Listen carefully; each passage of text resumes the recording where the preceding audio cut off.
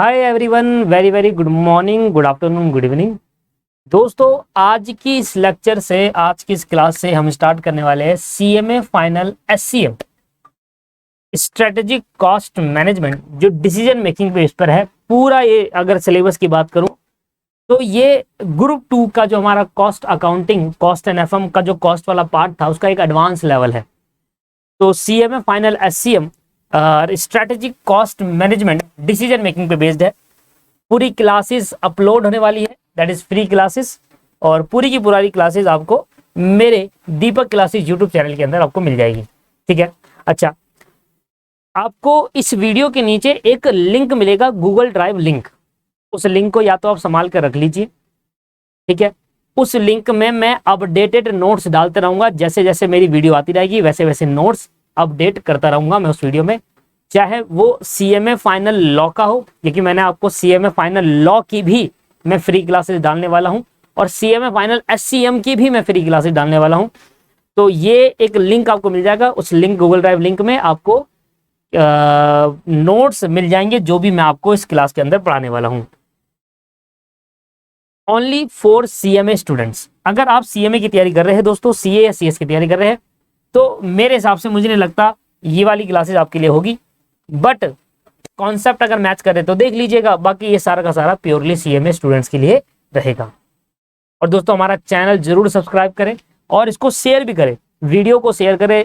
Playlist आपको हमारी मिल जाएगी सीएमए फाइनल एससीएम की, सीएमए फाइनल एससीएम की प्लेलिस्ट बना रखी है, वो आप प्लेलिस्ट शेयर कर सकते हैं दोस्तों।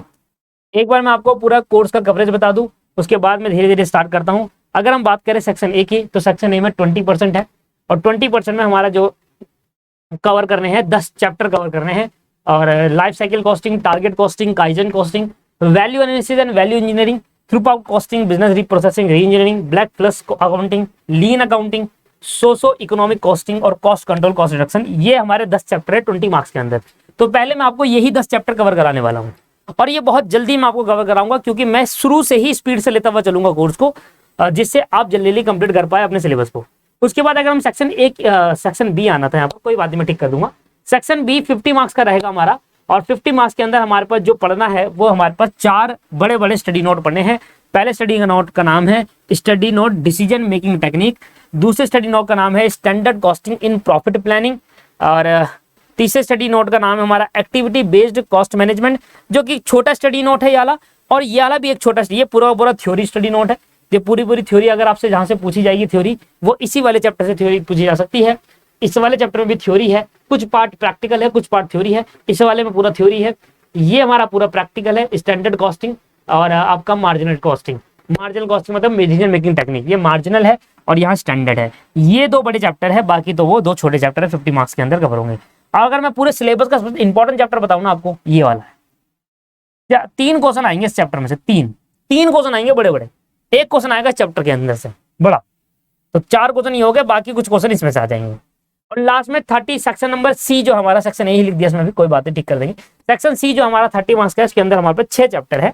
तो पहला दोस्तों हम सेक्शन ए कवर करेंगे, जो कि 10 चैप्टर होगा, फिर सेक्शन सी कवर करेंगे, जो कि 6 चैप्टर होंगे, एंड देन सेक्शन बी पे जाएंगे, पहले 50 मार्क्स कवर करके देन सेक्शन। ये बड़े चैप्टर है पर छोटे हैं, पर एक बार अगर सेक्शन बी का पहला वाला चैप्टर स्टार्ट हो रहा दोस्तों, ये खत्म ही नहीं होगा। मतलब ये स्टार्ट हुआ तो मतलब ये इतना बड़ा है, उसके इतने क्वेश्चन है हमारे स्टडी मैट के अंदर कि इसको करते करते करते बहुत समय लग जाएगा। ठीक है, 50 मार्क्स पहले छोटे छोटे सारे कवर कर लेते हैं कि एटलीस्ट आपका 50 मार्क्स कवर हो जाए, और ये बाकी सब छोटे चैप्टर। आज मैं आपको कराने वाला हूँ सबसे पहले लाइफ साइकिल कॉस्टिंग, और इससे रिलेटेड जितने भी क्वेश्चन हमारे स्टडी मैट में वो कवर कराऊंगा। तो पहला हमारा चैप्टर चलेगा लाइफ साइकिल कॉस्टिंग, और ये पूरा लाइन से हम कवर करने वाले हैं आज की क्लास में। सबसे पहला चैप्टर है लाइफ साइकिल कॉस्टिंग। आ जाइए। अच्छा, आपको मैंने जैसे कि कहा था कि मैं आपको स्टडी मैट के सारे क्वेश्चन कराऊंगा, एक एक क्वेश्चन आपको कराऊंगा। देखिए, बहुत सारे जने कमेंट करते हैं कि मैंने देखा 1-2 कमेंट ऐसे आए हैं कि सर मतलब कि भाई आपका सीएमए हो गया है क्या, या आप ने कभी पढ़ाया है सीएमए वालों को, फाइनल वालों को। तो मैंने फिर भी यही कहा कि पहले आप मेरे 10 लेक्चर देख लीजिए, मैं सीएमए हूं या ना हूं। मैं आपको बता देता हूं, मैं सीएमए हूं या ना हूं वो इंपॉर्टेंट नहीं है। इंपॉर्टेंट ये है कि आपको जो मैं पढ़ा रहा हूं क्या वो सीएमए का है, और जो मैं आपको यहां पर सारा कंटेंट पढ़ाऊंगा वो आपको समझ में आता है। मैंने फिर कहा ये फ्री लेक्चर है, आपके पास ऑप्शन है, या तो आप इन लेक्चर को देखिए या मत देखिए, आप अपने पेड क्लासेस को देखिए। ये लेक्चर वही स्टूडेंट देखेगा जिसका फाइनेंशियल इशू है। है ना, किसी के दबाव तो नहीं है कि देखना ही देखना है ना। अब ये तो नहीं है कि आपने पैसे भरे, आप मजबूरी है इसको देखना, मत देखो भाई, यूट्यूब पर पढ़िए, मत देखिए।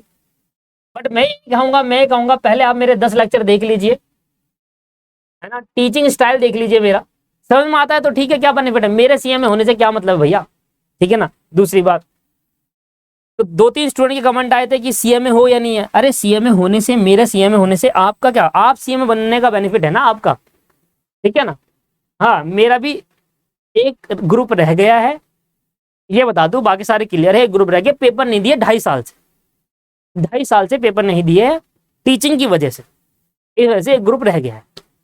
तो पर मैं आपको बहुत अच्छे से पढ़ा दूंगा, ये मेरी गारंटी। बाकी आपकी मर्जी है, आपको देखना है देखो, नहीं देखना मत देखिए, ठीक है जी। पढ़िए। तो चैप्टर नंबर 1 है लाइफ साइकिल कॉस्टिंग, क्योंकि मैंने आपको स्टार्टिंग में बता दिया, क्योंकि किस क्लास स्टार्टिंग से पहले ही बता दिया मैंने आपको कि भाई मेरा भी एक ग्रुप रह गया है। 2019 में मेरा अटेम्प्ट था उस ग्रुप का, लास्ट वाले ग्रुप का, बता देता हूं क्योंकि सही रहता है चीजें बतानी। मैंने अभी उसका एग्जाम अभी तक नहीं दे पाया, क्योंकि मैं उस टाइम से पढ़ाने में लग गया, बिजी हो गया। और सीएमए की पढ़ाई जब तक आप खुद नहीं पढ़ते तब तक आप अटेम्प्ट नहीं दे पाए। मैं अपनी एज भी बता देता हूं आपको, फिर आपको लगे यार इतना, फिर आप कहते हो कि मतलब 2-3 बच्चों का कमेंट आ जाते हैं कि यार आप खुद इतने छोटे हो और आप कैसे पढ़ा रहे हो। अरे क्या फर्क पड़ता है भाई छोटे बड़े से, आपको समझ में आ रहा है तो अच्छी बात है, नहीं आ रहा तो डिफरेंट वीडियोस पड़ी है क्लास के, डिफरेंट वीडियोस है, आप पेड खरीद लो, आप जो मर्जी कर लो, आप अच्छे टीचर की पेड खरीद लो, हम बेकार टीचर समझ लो हमें यार। मेरी 1996 है भाई, तो मैंने ये पहली वीडियो में कहा था, मेरी एज 1996 में है, मतलब लगभग 26-27 साल। मैंने पहली वीडियो में भी कहा था मेरा पैशन है टीचिंग करना, और मैं 12वीं क्लास पास करने के बाद से ही पढ़ाने चालू कर दिया था मैंने। तो मेरा एक पैशन है, मुझे अच्छा लगता है टीचिंग करना, और मेरा टीचिंग स्टाइल बच्चों को पसंद आता है, इस वजह से मैं आगे कंटिन्यू कर रहा हूँ। नहीं तो अगर नहीं आता तो मैं कब का छोड़ देता हूँ, मैं जॉब करने लग जाता भाई कहीं, है ना। तो इसलिए अच्छा लगे तो देख लीजिए, मैंने अपने आप को बता दिया। मैं पेपर इसलिए नहीं दे पाया क्योंकि मेरा 3rd ग्रुप रह गया है, और बहुत जल्दी मैं पेपर देके खत्म कर दूंगा सीएमए, मुझे पता है, क्योंकि मैं अटैचमेंट है ना सीएमए के साथ, पूरा लिंक्ड रहता है, तो पेपर देना है और खत्म करना है, वो हो जाएगा मेरा। बाकी मैं आपको ये चीजें पहले क्लियर कर दी है कि बाद में ऐसा ना हो कि यार आप को धोखे वाली बात रखो कि मैं, आप समझो कि मैं सीएमए हूं, मैं नहीं हूं भाई, मैं खुद कहता हूं मैं नहीं हूं, और मैं पेपर नहीं दे पाया इस वजह से नहीं हूं। हाँ, एक बार भी फेल नहीं हुआ, सारी बार एक अटेम्प्ट में क्लियर हुआ है मेरा, ठीक है, एक बार भी फेल नहीं हुआ, सारे अटेम्प्ट एक बारी में क्लियर हुआ है, 1 अटेम्प्ट में सब कुछ क्लियर करा हुआ है। बस क्योंकि देखो सीएमए की पढ़ाई आसान तो है नहीं, मुश्किल है, इसलिए पेपर आप जब देंगे, जब पेपर देंगे तो उसके लिए आपको बहुत अच्छी मेहनत करनी पड़ती है, बस वो टाइम नहीं बच रहा पढ़ाने के चक्कर में, ठीक है जी। और कुछ पूछना हो तो कमेंट कर दीजिएगा, है ना, बता दूंगा भाई। अब बाकी मैंने आपसे फिर कहा कि पहले आप मेरी चैप्टर पढ़ लीजिए ना, मैंने उस दिन भी कहा आपको, पहली क्लास में भी ये कहा था कि पहले आप चैप्टर मेरा पढ़ लीजिए, अगर आपको नहीं समझ में आया तो छोड़िए, अनसब्सक्राइब करिए चैनल को, अनलाइक करिए वीडियो को, दूसरे में शिफ्ट हो जाइए, समझ में आ गया तो बेनिफिट ही तो है। ठीक, लाइफ साइकिल कॉस्टिंग क्या होती है दोस्तों, इसके बारे में हम पढ़ रहे हैं, पहला चैप्टर हम कवर कर रहे हैं, स्टडी मटेरियल, क्वेश्चन एंड सब कुछ थ्योरी। अच्छा एक बात और लास्ट कह दूं कि थ्योरी मुझे अपने हिसाब से कराने दीजिएगा, क्योंकि मेरी जो यहाँ पर थ्योरी होगी वो बहुत आसान और सिंपल लैंग्वेज में होगी, जबकि स्टडी मैट की थ्योरी बहुत मुश्किल लैंग्वेज में है। तो थ्योरी कॉन्सेप्ट वही रहेगा, पर थ्योरी अंदर की कंटेंट, सब कुछ बातें वही होगी, सब कुछ बातें वही होगी, बस अंदर का कंटेंट मेरे हिसाब से होगा। मैंने बहुत सिंपल लैंग्वेज में लिखा है, तो कृपया करके इसको आप याद कर लीजिए, पेपर नंबर में पूरा आएगा, और क्वेश्चन तो मैं स्टडी मैट से कराऊंगा, थ्योरी मुझे अपने हिसाब से करा दीजिएगा, सब कुछ कवर हो जाएगा, ठीक है जी।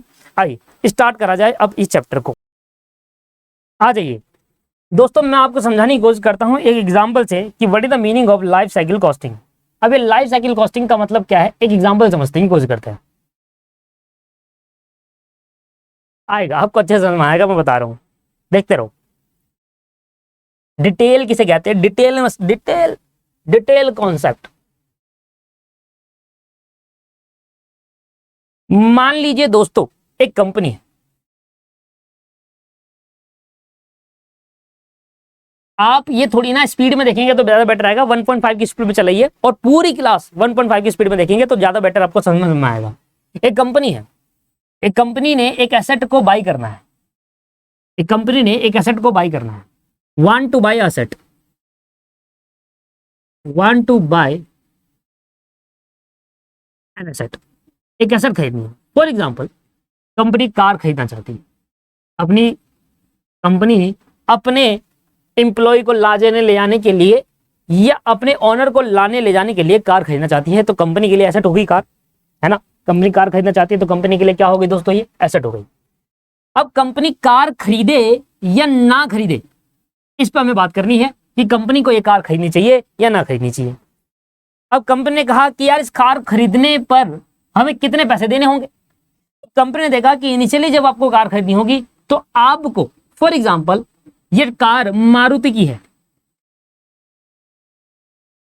मारुति की ये कार है, जो भी नई कार चली है आज मारुति की, वो कार कंपनी खरीदना चाहती है। तो कंपनी ने कहा मारुति की कार हम खरीदेंगे और इसकी कॉस्ट जो आएगी, इनिशियल कॉस्ट जो आएगी खरीदने की, इनिशियल कॉस्ट जो आएगी वो लगभग 8 लाख रुपए की आएगी। अब मुझे बताओ क्या कंपनी की ये इनिशियल कॉस्ट ही आने वाली है? तो कंपनी क्या कर रही है, कंपनी चाह रही है कि यार मुझे कुछ एक एसेट खरीदनी है। एसेट जरूरी नहीं है कार हो, एसेट कुछ भी हो सकता है। कंपनी के लिए जो गुड्स नहीं है वो एसेट से सारी कंपनी कोई भी एसेट खरीदने के लिए ये चाहती है, ये देखना चाहती है, अनुमान लगाना चाहती है, एनालाइज करना चाहती है कि जब मैं वो एसेट खरीदूं, एसेट को खरीदने से लेकर उसके खत्म होने तक का कितना खर्चा आ सकता है, एसेट के खरीदने से लेकर खत्म होने तक का कितना खर्चा आ सकता है, उसको कंपनी एनालाइज करना चाहती है। उस एसेट को खरीदने से लेकर उसके खत्म होने तक का कितना खर्चा आ सकता है। मान लो ये मेरी कार जो है वो 15 साल चलेगी। अब कार की लाइफ कितनी है, ये कार मेरे लिए एसेट है दोस्तों, और एसेट की लाइफ कितनी है सर, एसेट की लाइफ है सर 15 साल, एसेट की लाइफ 15 साल है। तो आपने कहा क्या कंपनी को कार खरीदने के लिए सिर्फ इतना ही खर्चा करना होगा? नहीं सर, कंपनी को कार खरीदने के लिए इतना खर्चा नहीं करना होगा, कार को चलाने के लिए पेट्रोल डलवाना पड़ेगा, कार को चलाने के लिए पेट्रोल डलवाना पड़ेगा, तो पेट्रोल एक्सपेंस भी तो होगा, है ना, पेट्रोल एक्सपेंस भी होगा। कार को चलाने के लिए क्या डलवाना होगा, पेट्रोल डलवाना होगा। लगभग उस 15 साल में कंपनी ने अनुमान लगाया, क्योंकि देखिए कॉस्टिंग डिपेंड है एस्टिमेशन पर। अगर आप ग्रुप 1 ग्रुप 2 की कॉस्टिंग करके आए तो आपको यही सिखाया गया होगा कि कॉस्टिंग एक एस्टिमेशन पे डिपेंड है। आप मुझे बताओ आज मैं अगर कार खरीदूंगा तो आज मैं आपकी एक्चुअल कॉस्ट तो बता लूंगा कि कार है कितने की, बट मैं ये 15 साल में कितना पेट्रोल लगेगा ये नहीं बता पाऊंगा, आज नहीं बता पाऊंगा। बट मैं ये बता दूंगा कि 15 साल जब ये कंप्लीट हो जाएंगे तब मेरा आज तक कितना पेट्रोल लगेगा ये बता दूंगा। पर आज अगर मैं जानना चाहूंगा कि 15 साल में कितना पेट्रोल लग सकता है, इसको हम एस्टिमेशन कहते हैं, है ना। अब ये तो एस्टिमेशन नहीं है, ये तो हमारा एक्चुअल हमारी जेब से गया, this is called out of pocket expense, ये हमारी जेब से चले गया। बट 15 साल में कितना पेट्रोल एक्सपेंस लगेगा ये थोड़ा मुश्किल है, ये अनुमान लगाया जाएगा, तो इसलिए petrol expense is an estimation expense. मान लीजिए कि आप उस 15 साल में लगभग 5 लाख रुपए का पेट्रोल लगा देते हैं। फॉर एग्जाम्पल मैंने एग्जाम्पल लिया है दोस्तों, 5 लाख हो सकता है, 10 लाख भी हो सकता है, 15 लाख भी हो सकता है, कम मैंने 5 लाख मान लिया। आप मुझे बताओ क्या इस कार को खरीदने से लेकर 2 ही खर्चे होने वाले, क्या एक खरीदने का खर्चा जिसको हम इनिशियल कॉस्ट कह रहे हैं और एक पेट्रोल खर्चा चलाने की कॉस्ट कह रहे हैं? नहीं सर, कार की मेंटेनेंस भी करानी होगी, तो मेंटेनेंस एक्सपेंस भी होगा, कार का मेंटेनेंस एक्सपेंस भी होगा। भाई आप हर 10,000 किलोमीटर पे सर्विस कराओगे कार की, हर 10,000 किलोमीटर सर्विस कराओगे। अब एक सर्विस कॉस्ट आती है 5,000 रुपए की, मान लो आपने 20 बार सर्विस करा दी, 5 दूनी 10, 1 लाख का आपका मेंटेनेंस पूरे साल, पूरे 15 साल में 20 बार आपने सर्विस कराई, 20 नहीं कराई तो 40 बार करा दी, चलो तो 2 लाख रुपए का आपका मेंटेनेंस एक्सपेंस हो गया। अब मुझे बताओ क्या इस कार को खरीदने में सही रहेगा कि 8 लाख रुपए का इनिशियल कॉस्ट हो रही है, कार को खरीदने में मुझे 8 लाख खर्च करने होंगे, 15 साल अगर कार चलाऊंगा तो 5 लाख का पेट्रोल देना पड़ेगा, और 15 साल अगर कार चलाऊंगा तो 2 लाख की उसकी सर्विसिंग होगी, उसका मेंटेनेंस कराना पड़ेगा। पर सोचो, मान लेते हैं कि कभी कभी जब रोड पे कार चलती है दोस्तों तो कभी कभी लग भी जाती है, किसी कार ने हमारी कार को ठोक दिया, किसी बाइक वाले ने पीछे से ठोक दिया। अब उस केस के अंदर कार में आ जाते हैं डेंट पेंट, तो उस केस के अंदर कार को कराना पड़ता है फिर रीपेंटेड, कार को ठीक करा। 15 साल कार चलेगी, ऐसा तो नहीं है कि 15 साल कहीं नहीं लगेगी। अच्छा से अच्छा ड्राइवर होगा उससे भी कहीं ना कहीं लग जाएगी, चाहे उसकी गलती से नहीं तो किसी और की गलती से लग जाएगी। मान लो इन केस कभी एक्सीडेंट हो जाए तो उस एक्सीडेंट होने की वजह से जो कार में खराबी होगी उसको ठीक करने का फिर दोबारा खर्चा। हम ये अनुमान नहीं लगा सकते कि 15 साल में एक्सीडेंट नहीं होगा, बहुत कम होता है ऐसा चीज। कहीं ना कहीं कार छोटी जगह कहीं आगे लग गया बम्पर में, कहीं कहीं शीशा खराब हो गया, ये छोटे मोटे खर्चे आते ही रहते हैं। अगर कार ज्यादा एक्सीडेंट होगी तो फिर उसको ठीक कराने का खर्चा, इसको कहते हैं डिस्पोजल एक्सपेंस। इसको क्या कहते हैं दोस्त? Disposal expense. भाई अगर कार खराब हो जाए या कार उसको 15 साल कार चलेगी तो खराबी तो आएगी, थोड़ी बहुत खराबी तो आती है। तो 15 साल अगर खराब हो गई या कहीं एक्सीडेंट हो जाए तो एक्सीडेंट होने के केस के अंदर आपने कुछ उसको ठीक कराने का खर्चा दोबारा करना होगा, लगभग आपका 1 लाख रुपया खर्चा हो जाएगा। अब दोस्तों ये तीनों चीज मैं आपको बताऊं, ये तीनों चीज एस्टिमेटेड है, आप सिर्फ अनुमान लगा रहे हैं क्योंकि आपने अभी कार खरीदी है। ये एक्चुअल है क्योंकि आपने ये पे करके आ चुके हो। अब इसके बाद जो भी लगा रहे हो अनुमान लगा रहे हो कि हाँ एक कार खरीदने पे 8 लाख का खर्चा होगा, उसके बाद ये 3 खर्चे भी होंगे। तो कंपनी क्या कर रही है, कंपनी जो भी एसेट खरीद रही है तो पहले देख रही है कि यार हमें उस एसेट को खरीदना चाहिए या नहीं चाहिए। अगर उसको एसेट को खरीदना चाहिए तो आप कंपनी क्या करिए, एनालाइज करिए कि उस एसेट को खरीदने पर कितने साल वो चलेगी। एसेट 15 साल चलेगी, उस 15 साल में कितना खर्चा होगा, उस सभी खर्चे के एग्रीगेट के टोटल कर दो आप। अब मैंने कहा भाई टोटल कितना खर्चा हुआ इस कंपनी का, अगर कार खरीदने से लेकर खत्म होने तक इतना खर्चा होगा तो टोटल कॉस्ट कितनी आई एक कार को खरीदने से खत्म होने तक की। देखा सर 5 8 2 10 15 16 लाख रुपए लग गए भैया। 8 लाख की कार और 8 लाख रुपए एडिशनल खर्चा लगा है एक कार को खरीदने से लेकर और 15 साल यूज करने तक का।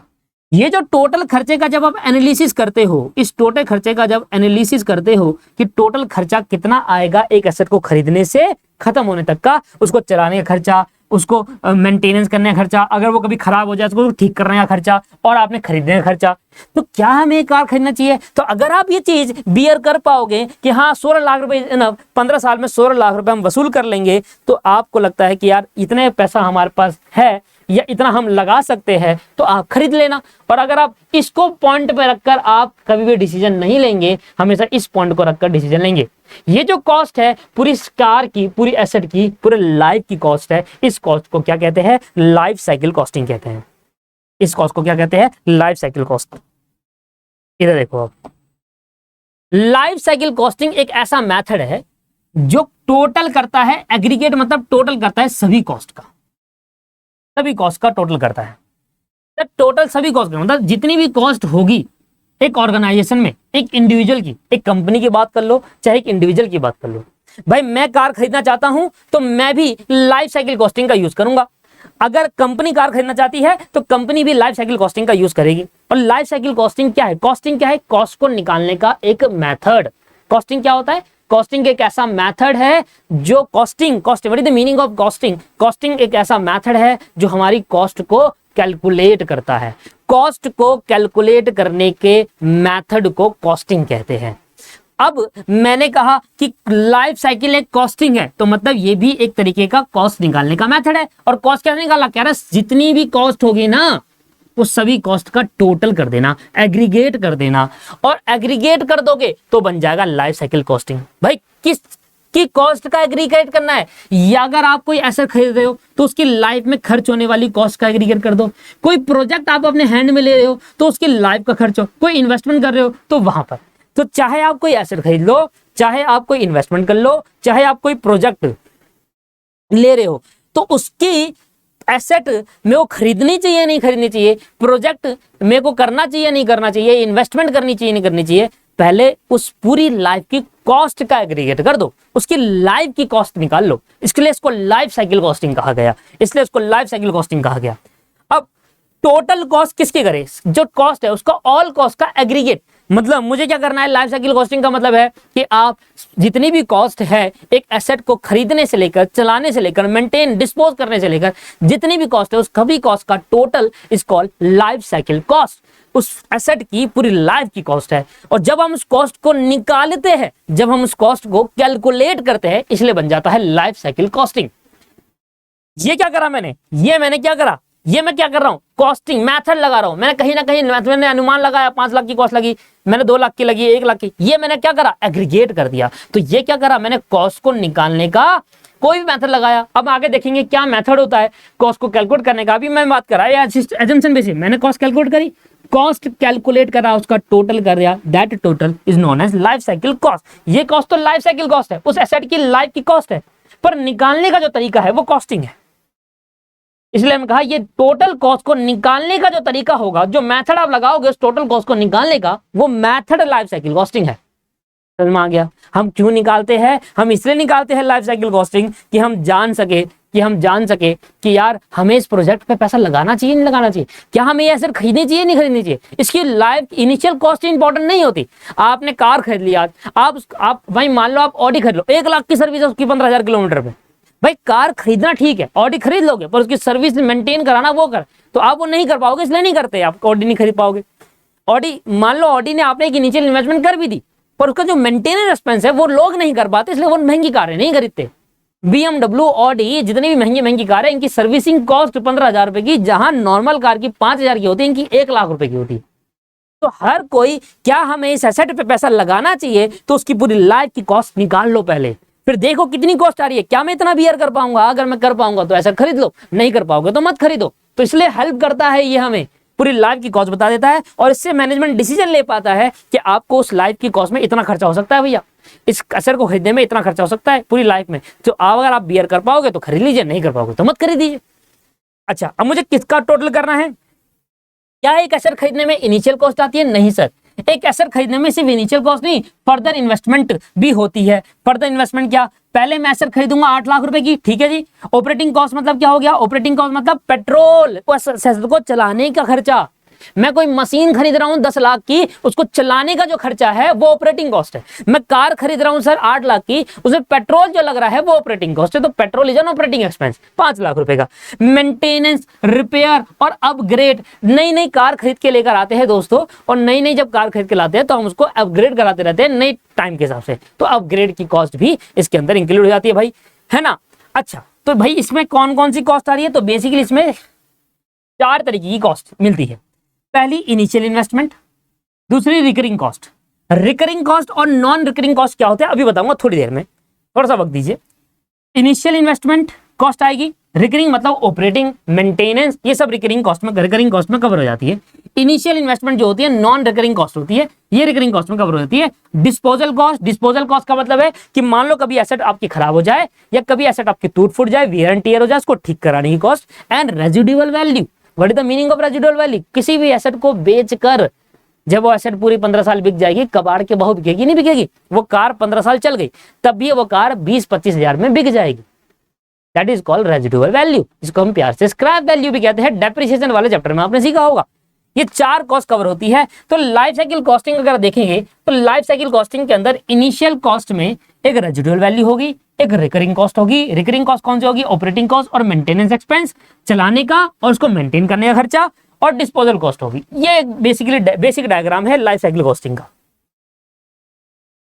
तो जब आप, अच्छा, लाइफ साइकिल कॉस्टिंग का एक और नाम है दोस्तों, life cycle costing is known as whole life costing. Whole life costing मतलब किसी भी एसेट को खरीदने के लिए उसकी पूरी होल लाइफ की कॉस्ट निकालने का कॉस्ट निकालते हैं, इसलिए उसको होल लाइफ कॉस्टिंग भी कहते हैं। तो लाइफ साइकिल कॉस्टिंग क्या है अगर मैं एक लाइन में आपको कहूं तो यहां पर मैनेजमेंट को the primary purpose is to help management decide, सुनो सही, यहां देखो लाइन पढ़िए, लाइन क्या दे रखी है? Its primary purpose is to help management decide whether or not to go ahead with a project acquire an asset. Management को लाइफ साइकिल कॉस्टिंग क्या करता है? पूरी एसेट, जो एसेट आप खरीदने वाले हो उस एसेट की पूरी लाइफ की कॉस्ट बताएगा आपको।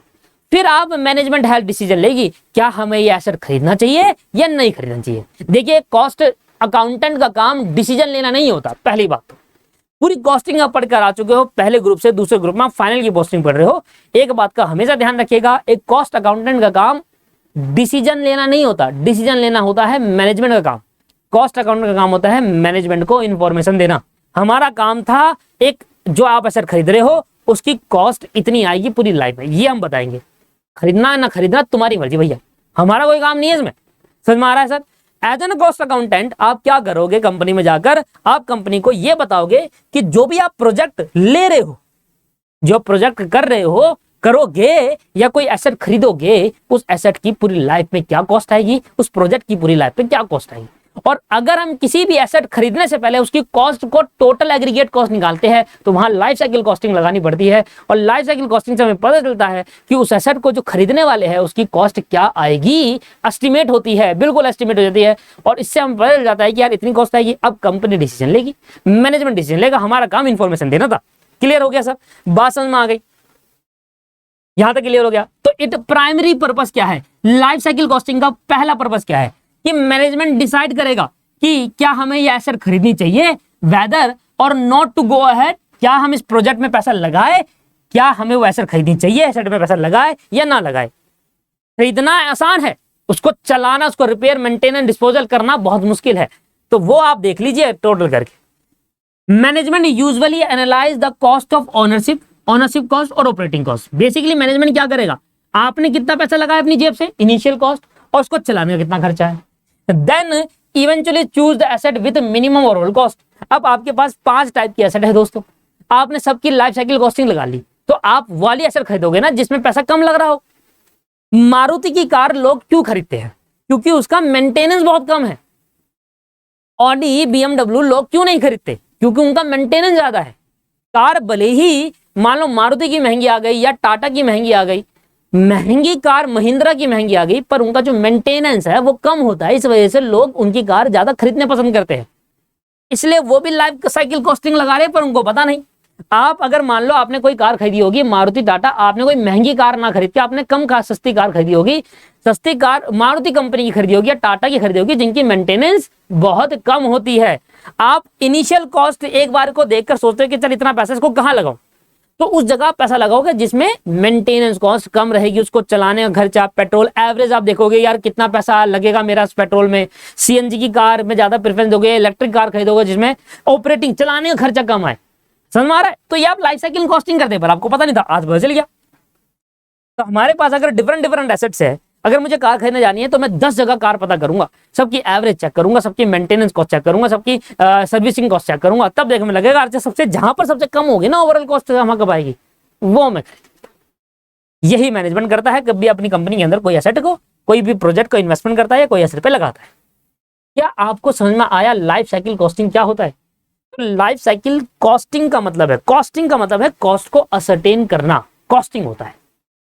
तो लाइफ साइकिल कॉस्टिंग में किसी भी एसेट को खरीदने से पहले हम उस एसेट का ओवरऑल लाइफ की कॉस्ट अनुमान लगाते हैं, और जब हम ओवरऑल लाइफ की कॉस्ट असरटेन करता है उसको लाइफ साइकिल कॉस्टिंग कहते हैं। कॉस्ट को असरटेन करना लाइफ साइकिल कॉस्टिंग है। जो कॉस्ट आई ये लाइफ साइकिल कॉस्टिंग नहीं है। 16 लाख रुपए कोई लाइफ साइकिल कॉस्ट नहीं है, ये 16 लाख लाए कैसे, इसको कैलकुलेट कैसे करा, ये लाइफ साइकिल कॉस्टिंग है। अब हमने बता दिया भैया ऐसा ऐसा खर्चा आएगा, तो अब इस केस के अंदर ये अब मैनेजमेंट डिसाइड करे कि भाई इस कार को खरीदना चाहिए नहीं चाहिए, हमारा काम नहीं है डिसीजन लेना। ठीक है जी, समझ में आ गया। चलो, तो लाइफ साइकिल कॉस्टिंग के बारे में आपको पता चला। इसका दूसरा नाम क्या है दोस्तों, होल लाइफ कॉस्टिंग है। इसका दूसरा नाम क्या है, whole life costing.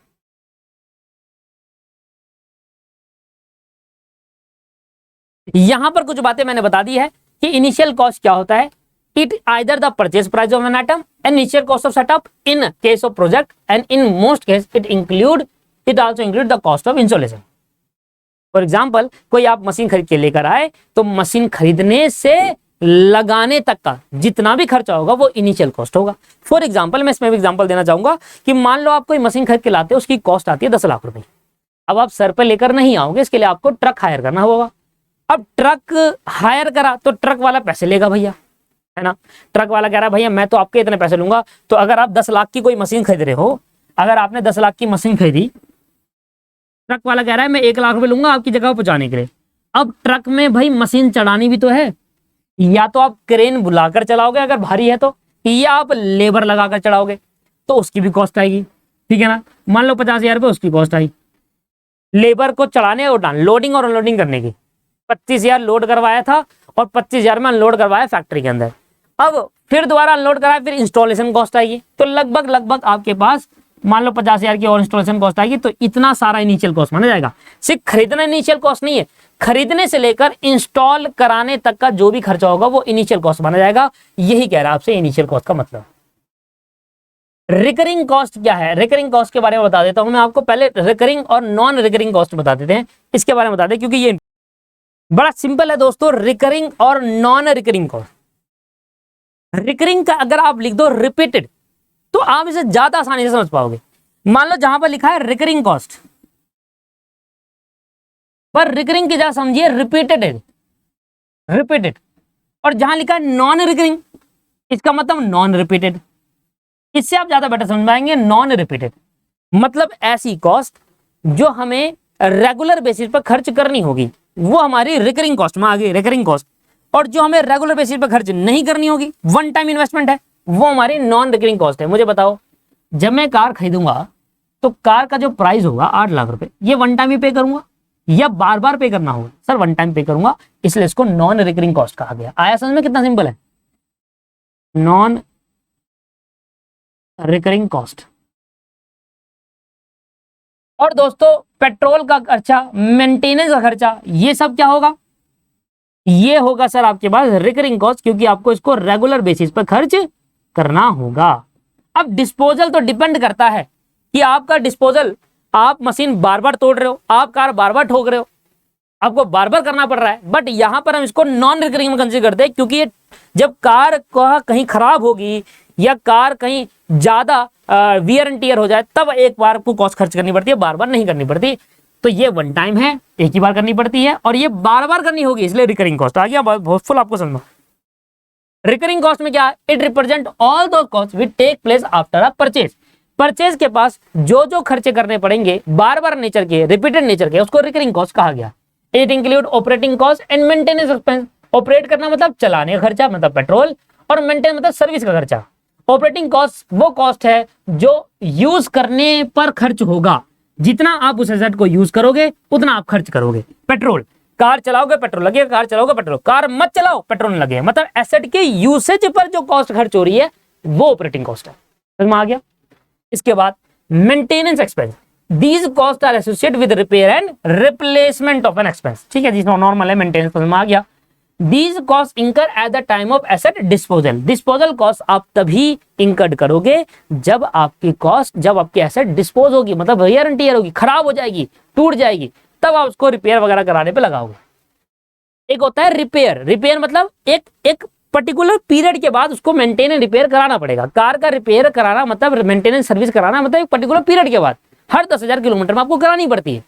But disposal cost ऐसे नहीं होता कि हर आपको कराना पड़ेगा। जब वो खराब होगा, जो चीज पर्टिकुलर खराब होगी, वेयर टियर होगी, ठुक जाएगी, एक्सीडेंट हो जाएगा, तब आपको ठीक कराना पड़ेगा। रेजिडुअल वैल्यू का मतलब है it represent the asset value at the end of it useful life. The higher residual value lower asset whole life cost. Maruti की कार हम क्यों खरीदते हैं? बेसिकली मारुति की कार आप देखिए ना सबसे टॉप पर होती है इंडिया के अंदर। क्यों? क्योंकि मारुति की रीसेल वैल्यू बहुत ज्यादा है। अगर मारुति की कार अगर हम आज खरीदे, ठीक है, आपने खरीदी, 5 साल चलाकर बेचेंगे, हमें अच्छा खासा पैसा मिल जाता है, उसको मतलब उसकी वैल्यू, रीसेल वैल्यू बहुत अच्छी है। लोग मारुति, सेकंड हैंड मारुति खरीदना क्यों चाहेंगे? मारुति की कार, अब तो टाटा बहुत आगे बढ़ रही है धीरे धीरे, पर मारुति अभी भी टॉप पे चल रही है। मारुति की कार इसलिए खरीदना चाहेंगे लोग, क्योंकि मारुति की कार इसलिए खरीदना चाहेंगे लोग क्योंकि वहां मेंटेनेंस, ऑपरेटिंग खर्चा बहुत कम होता है। बाकी तो भाई अपनी अपनी बात है, मैं मैक्सिमम जनरल बातें बता रहा हूं।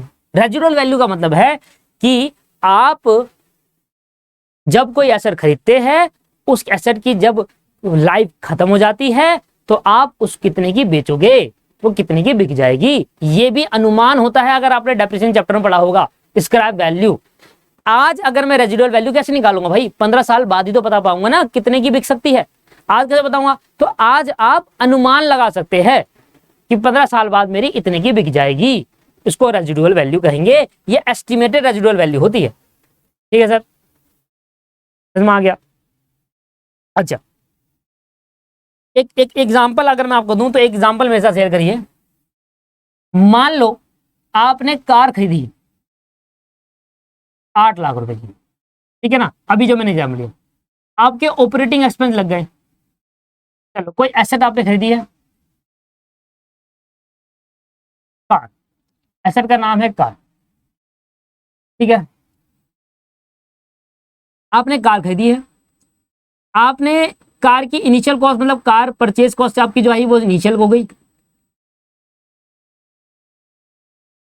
8 लाख की आपने कार खरीदी कोई, उसमें आपने ऑपरेटिंग कॉस्ट लगाई, ऑपरेटिंग कॉस्ट में 2 चीज कवर हो जाएगी सर। कौन सर? ऑपरेटिंग कॉस्ट में and repair and maintenance cost अलग अलग ले देता हूं। 5 लाख का आपने ऑपरेटिंग कॉस्ट कराई, ठीक है, ध्यान सुनिएगा, मैं एग्जांपल, अच्छा एग्जांपल दे रहा हूं आपको। 5 लाख रुपए आपने ऑपरेटिंग कॉस्ट खर्च करी, रिपेयर एंड मेंटेनेंस कॉस्ट आपकी आ जाएगी सर मान लो 2 लाख रुपए, मैंने ये लिखी थी क्या पीछे, 2 लाख रुपए। और एक बार डिस्पोजल हुआ तो उस पर मेरा 1 लाख रुपए खर्चा हो गया, डिस्पोजल कॉस्ट भी आ गई, मान लो फॉर एग्जाम्पल 1 लाख रुपए। अब ये वाली कॉस्ट तो भाई अब क्वेश्चन बताएगा तभी हो सकता है, मतलब ये तो होगी होगी, ये तो बस जब होगा। तो मैंने कहा भाई टोटल कॉस्ट मेरी कितनी खर्च हो गई, कितनी खर्च हो गई नहीं होगी, 15 साल कार चलाऊंगा तब, ये बात समझ लीजिए। 16 लाख रुपए खर्च होंगे मेरे 15 साल कार चलाने के। तो अगर मैं आपसे बोलूं कि 15 साल में आपके कितना खर्चा होगा, तो आप कहोगे 16 लाख रुपए खर्च होंगे, पर मैं कहूंगा ये आंसर गलत है। 16 लाख रुपए खर्च नहीं होंगे, आपके कम खर्च होंगे। आपके जेब में 15 साल में सर एस्टिमेटेड है, देखो मान लो यही 16 लाख जो हमने अनुमान लगाया, अभी थोड़ी देर के लिए समझो कि 16 लाख रुपए जो अनुमान लगाया 15 साल में 16 लाख ही खर्च होने हैं, जेब से 16 लाख ही जाएगा। भाई कुछ मान लो कुछ जने ऐसे सोच रहे कि यार 16 लाख तो एस्टिमेटेड है, क्या पता पेट्रोल का ज्यादा लग जाए, ये वाली बात नहीं कर रहा, इनमें डिफरेंस का मत समझो, मान लो इतना ही लगा, अब भी मैं कह रहा हूं 16 लाख रुपए आपके खर्च नहीं होंगे। क्यों? आपकी जेब से 16 लाख नहीं जाएगा। क्यों? रीजन बिंग, जब आपकी जेब से ये सारा खर्चा हो रहा होगा 15 साल में, तो आफ्टर 15 ईयर, 15 साल बाद आफ्टर 15 ईयर आप उस कार को बेचोगे। आपने कहा कि कार जो बेचोगे वो स्क्रैप के बाहर जाएगी, कबाड़ी वालों को बुलाओगे, स्क्रैप वैल्यू उसकी एस्टिमेट करोगे और कबाड़ी वाला आपको 1 लाख रुपए दे देगा। कार आपकी अच्छी है, वेल मेंटेन है, तो कबाड़ी वाला उसको अच्छे से यूज कर सकता है। अब कार का कबाड़ी वाला वो रोज में कबाड़ी वाले नहीं होते, कार के लिए कार वाले ही होते हैं। भाई कार कौन कबाड़ी वाला खरीदेगा? वो कार वाला ही खरीदेगा कि यार इसका जो कार है वेल मेंटेन है, इसकी बॉडी अच्छी काम आ सकती है, दरवाजा अच्छा काम आ सकता है, शीशा काम आ सकता है, तो उसको लगता है कि यार ये चीज मेरे काम आ सकती है, इसलिए उसने वैल्यू बताई कि 1 लाख रुपए की आपकी कार मैं देने को तैयार हूं। ये भी अनुमान लगा रखा है आपने, क्योंकि आप किस डेट पर कर रहे हो? On purchase date. ये सारी चीजें आपने किस डेट पे निकालनी है? परचेज डेट पे निकालनी, जिस दिन आप परचेज करोगे उस दिन आपने देखा कि इतना पैसा मेरा खर्च होगा और इतना मेरा वापसी आ जाएगा, तो मैं कहूंगा आपकी जेब से नेट खर्चा कितना हो, आप कहोगे ना 15 लाख रुपए, कहोगे नहीं कहोगे 15 लाख रुपए? तो मैं कहूंगा अब आपकी लाइफ साइकिल कॉस्टिंग 16 लाख नहीं 15 लाख है। समझ में आया? आप 16 लाख तब होती जब आपकी कोई भी स्क्रैप वैल्यू या रेजिडुअल वैल्यू नहीं होती। 16 लाख रुपए आप खर्च करोगे, एक्चुअल में आपकी जेब से 16 लाख रुपए जाएगा, पर 1 लाख उसको बेचने पे मिल भी जाएगा। ठीक है ना? तो आपकी लाइफ साइकिल कॉस्टिंग कैसे हुई? अगर मैं बताता हूं लाइफ साइकिल कॉस्टिंग का अगर मैं कैलकुलेट करूं अमाउंट, तो कैसे निकलेगा? आप कहोगे भाई 16 लाख रुपए आपने टोटल खर्च करा, पर उसमें आपके 1 लाख रुपए एज एन स्क्रैप वैल्यू आपको मिल गया वापस, तो आपके पास आ जाएगा 15 लाख रुपए। बताइए सर, समझ में आ गया? अब फॉर्मूला देखिए, मैं आपसे कह रहा हूं ना आपको अच्छा लगेगा। फॉर्मूला देखिए, लाइफ साइकिल कॉस्टिंग का फॉर्मूला है कि आपकी इनिशियल कॉस्ट, आपकी रिकरिंग कॉस्ट, अब ये भूल जाओ, पीवी का मतलब क्या है भूल जाओ 2 मिनट के लिए।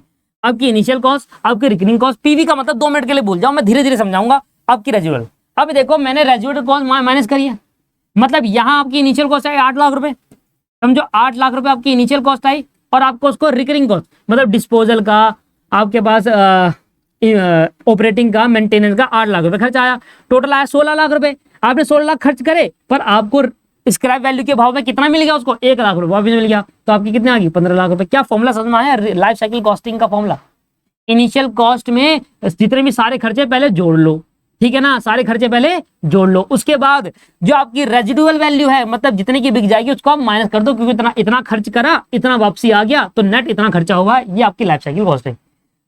पीवी का मतलब है प्रेजेंट वैल्यू। पीवी का मतलब दोस्तों क्या है? Present value. समझाऊंगा धीरे धीरे, स्टार्टिंग है ना अभी, तो आज तो पहली क्लास है, धीरे धीरे स्टार्टअप करेंगे। ऐसे नहीं कि आप फाइनल लेवल पे आ गए तो आपको बिल्कुल ही एडवांस पे ले जाऊं और ये मानता हुआ चलूं कि पीवी आपको पता है। नहीं नहीं नहीं सर, हो सकता है किसी ने सेल्फ स्टडी करी हो ग्रुप 2 के और उसको पता नहीं प्रेजेंट वैल्यू क्या होती है, तो प्रेजेंट वैल्यू निकालने का तरीका भी हम सीखेंगे और उसको क्यों निकालते हैं वो भी सीखेंगे। ठीक है सर, चलिए समझ में आ गया? फॉर्मूला समझ में आया लाइफ साइकिल कॉस्टिंग का? अब लाइफ साइकिल कॉस्टिंग का जो फॉर्मूला है उस फॉर्मूले से एग्जांपल लिखाएंगे और इसी में समझाऊंगा प्रेजेंट वैल्यू ऑफ क्या होता है, प्रेजेंट वैल्यू यहां पर क्यों आई, इस प्रेजेंट वैल्यू का यूज क्यों हुआ है, यहां पर यूज को यहां पर लाया गया है, और ये प्रेजेंट वैल्यू क्यों करा गया है इसका और करते कैसे है, क्यों करा गया और करते कैसे है, ठीक है जी, ये बातें हम डिस्कस करेंगे। पहले एग्जांपल देख लो मेरी तरफ से, लाइफ साइकिल कॉस्टिंग का थ्योरी प्लस एक शॉर्ट एग्जांपल, कॉन्सेप्ट खत्म हो गया है। क्वेश्चन तो देखो एंड में करेंगे, बट एक एग्जांपल मैंने यहां पर लिख दिया है। Let us take an example of John who want to purchase a new car worth of $12,000। John दोस्तों एक नई कार खरीदना चाहता है। अब कैलकुलेट करो नई कार जो खरीदना चाहते हैं उसकी लाइफ साइकिल कॉस्ट क्या। If John plan to sell the car after 5 year at a residual value of $3,000। ओहो, हमें यह भी बता दिया कि जॉन अगर आज $12,000 की कार खरीदता है और वो $3,000 की कार बिक जाएगी अगर वो 5 साल बाद इसको बेचेगा। ठीक है सर, मतलब सिंपल सी बात हमें ये बताई कि जॉन आज एक कार खरीदना चाहता है, ठीक है, कार की जो इनिशियल कॉस्ट है वह है $12,000। चलो 12,000 रुपए मान लेते हैं, डॉलर ले लो यार, 12,000 रुपए कहां से भी। फिर कह रहा है कि अगर आप आफ्टर 5 ईयर इसको बेच दोगे, अगर आप 5 साल बाद इसको बेच दोगे तो आपको स्क्रैप वैल्यू या फिर रेजिडुअल वैल्यू आपको मिल जाएगी। तो आपकी रेजिडुअल वैल्यू हो जाएगी $3,000, इतना पैसा आपको मिल जाएगा। 12,000 खर्च करे और 5 साल बाद बेचूंगा तो 3,000 मिल जाएगा। तो मेरी जेब से कितना गया नेट? 9,000 रुपए। सिंपल, पर 9,000 रुपए तो थोड़ा खर्चा हुआ है, अभी तो और खर्चा होगा। सर कैसे? ये देखो, वो कह रहा है एज पर द एस्टिमेट, मैंने कहा था एस्टिमेट होता है, the annual expense for a maintenance and repair with $1,000। एक साल का मेंटेन करना खर्चा है $1,000, और अगर वो 5 साल बेचेगा तो $5,000 का मेंटेन करने का खर्चा होगा। 5 साल डॉलर 5,000 मेंटेन करने का खर्चा होगा। Gas consumption per year, car gas वाली थी मतलब सीएनजी वाली, तो ₹3,500 रुपए एक साल का खर्चा होता है कार का। और कह रहा है कंसीडर करो applicable interest rate to be at 8%। अब ये एप्लीकेबल इंटरेस्ट रेट क्या है? 8%। इसका बेसिक बिल्कुल डीप कॉन्सेप्ट मैं आपको समझाने की कोशिश करता हूं, क्योंकि इसको जितना मैं आपको डिटेल बताऊंगा, आज ही स्टार्टिंग है ना, शुरू में अगर मैं ये मानता हुआ चलूं कि नहीं भाई मेरे को लगता है ये आपको आ जाएगा, आता होगा, पर नहीं चलेगा ऐसा काम। मैं आपको बिल्कुल छोटी सी बिल्कुल बेसिक बातें समझाता हूँ, ठीक है ना। इसको क्वेश्चन को तो बाद में करना होगा, आपको पहले एप्लीकेबल रेट ऑफ इंटरेस्ट निकालना होगा। अब एप्लीकेबल रेट ऑफ इंटरेस्ट जो आपको दे रखा है, इंटरेस्ट रेट क्या दे रखा है? Interest rate. ये इंटरेस्ट रेट होता क्या है? इंटरेस्ट रेट क्या है? इस क्वेश्चन की बात बाद में कर लेंगे, पहले इंटरेस्ट रेट की बात कर लेते हैं। मान लो दोस्तों,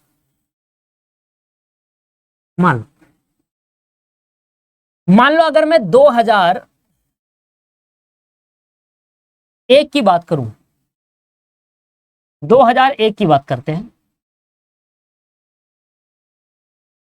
पहले 1,000 रुपए में एक टीवी आ जाया करता था,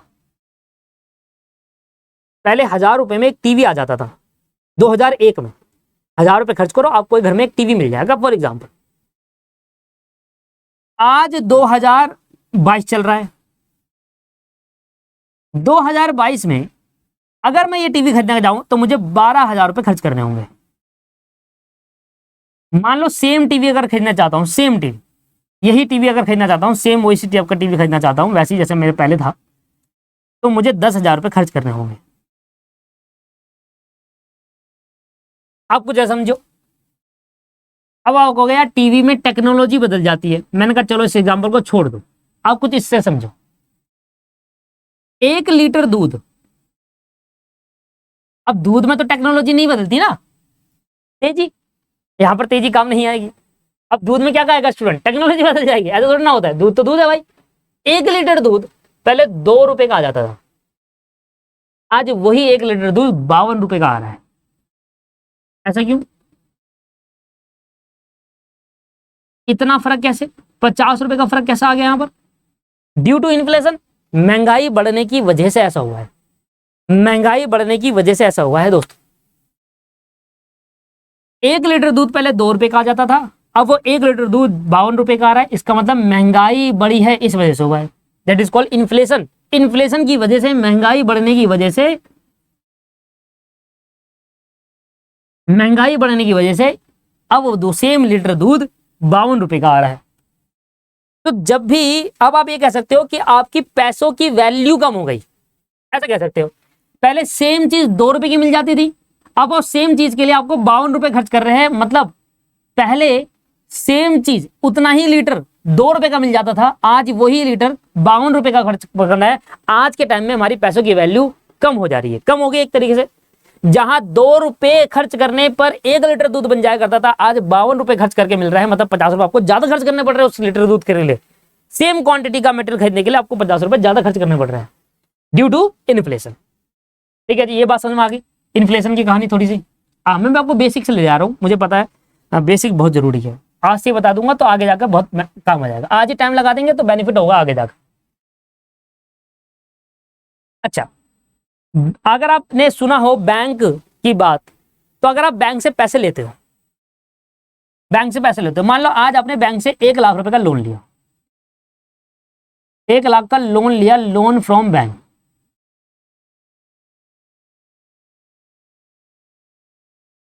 1 लाख का लोन लिया, लोन फ्रॉम बैंक। 1 साल के लिए आपने ये लोन लिया है, सुनना ध्यान से, 1 साल के लिए आपने ये लोन लिया है। आपने बैंक से लोन लिया, बिल्कुल बेसिक से चल रहा, आपने बैंक से लोन लिया है 1 लाख रुपए का, और बैंक कह रहा है 1 साल बाद आपको जो अमाउंट पे करना है वो 2 चीज का अमाउंट पे करना है। पहला, एक जितना आपने मेरे से पैसा लिया था वो प्रिंसिपल, और जितना हम आपसे इंटरेस्ट लेंगे। अब इंटरेस्ट की कहानी समझो,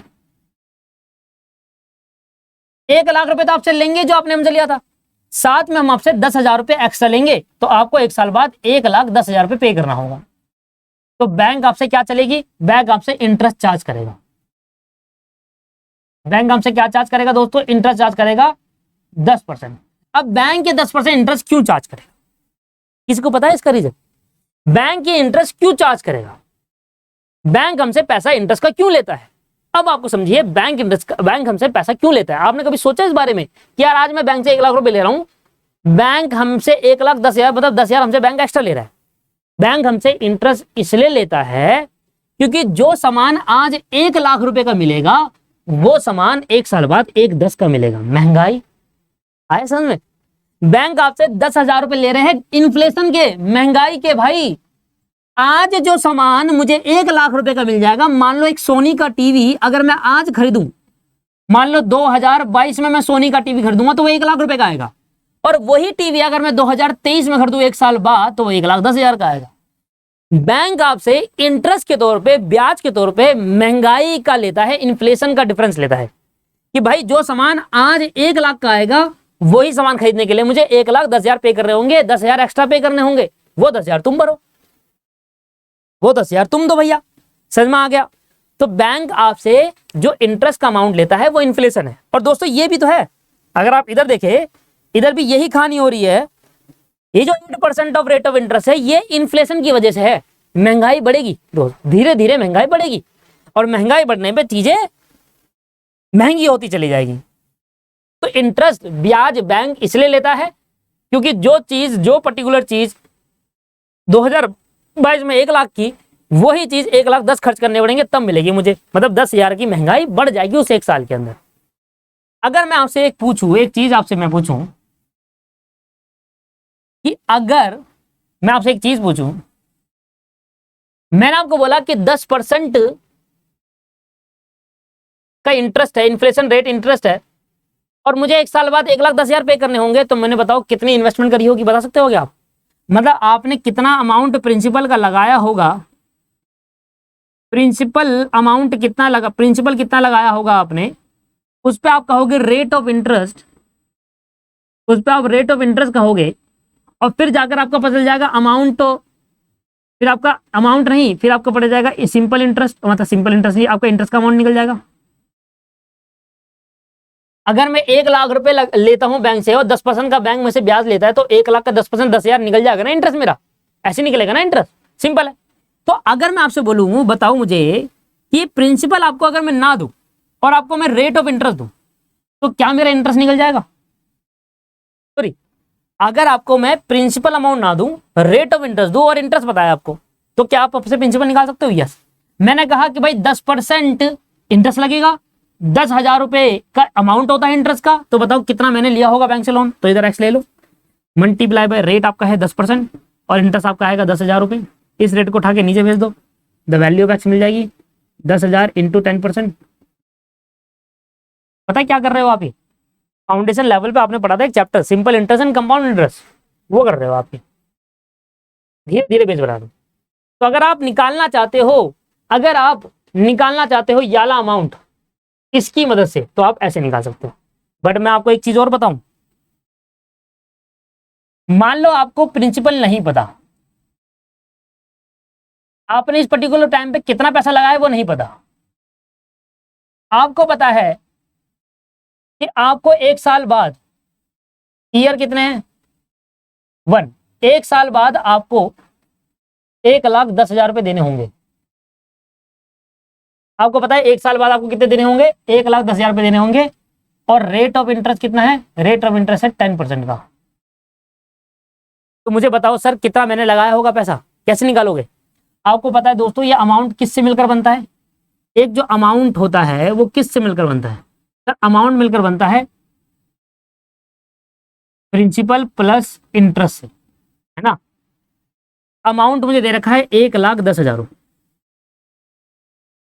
आज मैं यहां से ये वाली वैल्यू को इस पे लाना चाहता हूं कि इस एक साल पहले कितनी होगी। जो सामान आज 1,10,000 का मिल रहा है, जो सामान आप समझो कि जो सामान आज 1,10,000 का मिल रहा है वो सामान एक साल पहले कितने का मिलता, हमारा है क्या बोल रहा हूं मैं, जो सामान आज 1,10,000 का मिल रहा है वो सामान आज एक साल पहले अगर खरीदता तो कितने का मिल जाता, अगर 10% का इन्फ्लेशन रेट है। रेट ऑफ इंटरेस्ट बेसिकली आपको इन्फ्लेशन रेट बताता है। 10% से महंगाई बढ़ रही है तो जो सामान मैंने आज 1,10,000 का खरीदा है, 1,10,000 का जो सामान आज मिलेगा वो सामान एक साल पहले कितने का मिल जाता अगर 10% के रेट से महंगाई बढ़ी होती तो मैंने कहा एक साल बाद, आज मेरे पे 2023 में 1,10,000 रुपए का सामान मेरे को मिला, कोई चीज, वही सामान मुझे 2022 में कितने का मिल जाता। तो इसको बोलते हैं कि इस वैल्यू को, आज की वैल्यू निकालो। आज मैं 2022 में खड़ा हूं दोस्तों, अगर एक साल बाद का मेरे को वैल्यू दे रखी है तो यहां से इस वैल्यू को निकालने को कहते हैं प्रेजेंट वैल्यू। क्या कहते हैं इसको, प्रेजेंट वैल्यू। आ रहा समझ में नहीं आ रहा, प्रेजेंट वैल्यू कहते हैं। क्या बोला मैंने, अगर 2023 के एंड में मेरे को 1,10,000 खर्च करने पड़ेंगे तो अगर यही जो मान लो इससे मैं क्या खरीदा, एक टीवी खरीदा, अगर 2023 में टीवी खरीदता तो 1,10,000 रुपए खर्च करने पड़ते। अगर यही टीवी में एक साल पहले खरीद लेता, सेम फ्यूचर सब कुछ सेम, तो कितने खर्च करने पड़ते। मतलब इस वाले अमाउंट के आज प्रेजेंट वैल्यू क्या होगी अगर मैं यहां की बात करूं, इसे कहते हैं प्रेजेंट वैल्यू। मतलब एक साल पहले का जो अमाउंट है उसको मैं आज, मतलब अगर मैं एक साल बाद, सुनो सही, आज मैं खड़ा हूं 2022 में, एक साल बाद अगर मेरे 1,10,000 रुपए खर्च हो रहे हैं तो अगर वो आज खर्च करूं तो कितना खर्च करना पड़ेगा मुझे, 1,00,000 रुपए खर्च करना पड़ेगा। 10% का अगर इन्फ्लेशन रेट है तो अभी मुझे क्वेश्चन में 8% का दे रखा है, पर मैं आपको समझा रहा हूं प्रेजेंट वैल्यू क्या है।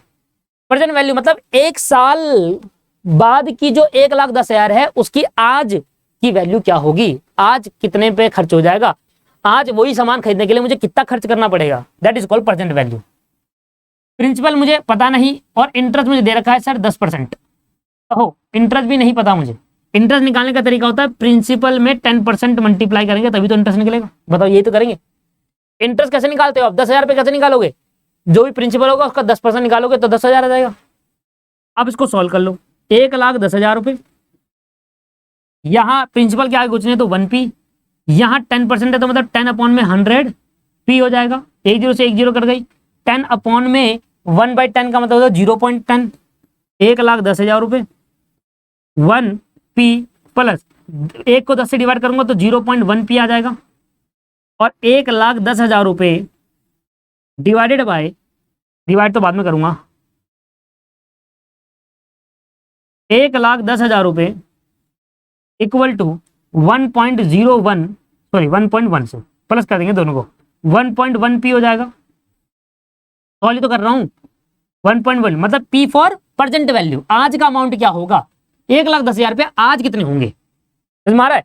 इसको उठा के नीचे भेज दिया तो कितना आया सर, 1,10,000 रुपए divided by 1.1 is equal to present value, p is equal to आ जाएगा 1,00,000 रुपए। तो उस एक साल 2023 के 1,10,000 रुपए आज 1,00,000 होगा। मतलब जो सामान 2023 के एंड में 1,10,000 का आता वही सामान 1,00,000 रुपए का आ जाता 2022 में, मतलब एक साल पहले। आज मुझे 1,00,000 का मिल जाता।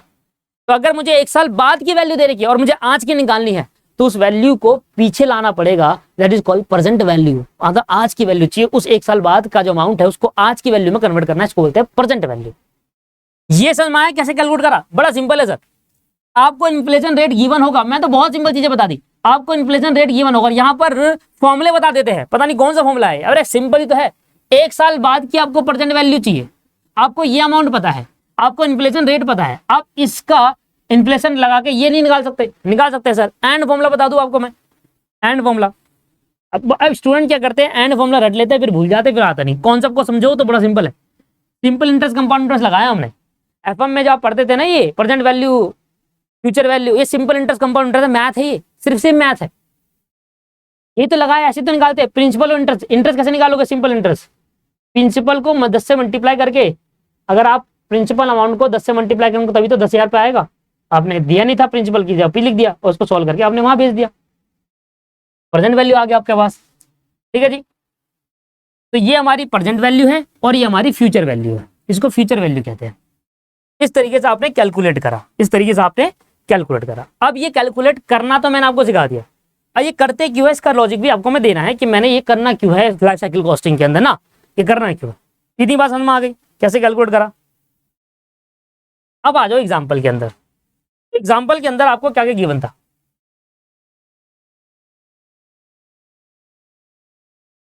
एग्जाम्पल को आपको बता रखा था कि भाई हम एक कार खरीद रहे हैं और कार है 12,000 रुपए डॉलर की, 5 साल बाद की रेजिडुअल वैल्यू दे रखी है $3,000। इसके बाद एस्टिमेट एनुअल एक्सपेंस दे रखा है $1,000, मतलब एनुअल एक्सपेंस दे रखा है $1,000। और आपको कह रहा है कि एक गैस कंजम्पशन एक्सपेंस है, मतलब ऑपरेटिंग एक्सपेंस हो गया ये गैस कंजम्पशन, जितनी गाड़ी चलाओगे उतना कंजम्पशन होगा, ऑपरेटिंग कह सकते हैं इसको। एनुअली मेंटेनेंस का हो गया, रिपेयर मेंटेनेंस का, ये भी रिकरिंग नेचर का एक्सपेंस है, ये आ गया 3500 रुपए का, 1 साल का है, पर ईयर, पर ईयर है, ये भी पर ईयर है 1 साल। 5 साल बाद जाकर बेचोगे तब मिलेगा 3,000 आफ्टर 5 ईयर, मतलब 5 साल आप गाड़ी चलाओगे। ये डाटा आपको दे रखा है, आपसे कह रहा है कि इन्फ्लेशन रेट आपको गिवन है, आप समझ में आ गया। रेट ऑफ इंटरेस्ट जो आपको गिवन है वो इन्फ्लेशन रेट है, महंगाई। कि अगर ये 12,000 रुपये आज खर्च करूंगा तो 1 साल बाद कितना खर्च होगा, 8% के अंदर जोड़ दो। फॉर एग्जाम्पल मैं आपसे क्या कह रहा हूं, ये इन्फ्लेशन रेट क्या है कि मतलब जो सामान आज $12,000 का आ रहा है वो 8% का मैं जोड़ दूंगा, वही सामान $12,960 का आएगा 1 साल बाद। ये मुझसे कह रहा हूं, 1 साल के एंड में मेरा 1,000 रुपये खर्च होगा एनुअल एक्सपेंस और 3500 रुपये खर्च होगा गैस का कंजम्पशन एक्सपेंस 1 साल में। तो सबसे पहले आपको क्या करना है, पहले इनिशियल नॉन रिकरिंग आपके पास ये रहा, रेजिडुअल वैल्यू आपको अलग से मिल गई, इन दोनों को जोड़ दो, इन दोनों को जोड़ के क्या बोलोगे, रिकरिंग एक्सपेंस। ये रिपीटेडली आपको खर्च करना ही पड़ेगा, सालाना इतना खर्चा आपका होगा ही होगा, $4500 इतना आपको खर्च करना पड़ेगा 1 साल में। 1 साल में आपको इतना खर्चा करना पड़ेगा। अब सुनिए ध्यान से, सुनो सुनो सुनो सुनो, इंपॉर्टेंट चीज। मान लो मैं 5 साल का डाटा बना रहा हूं आपके लिए,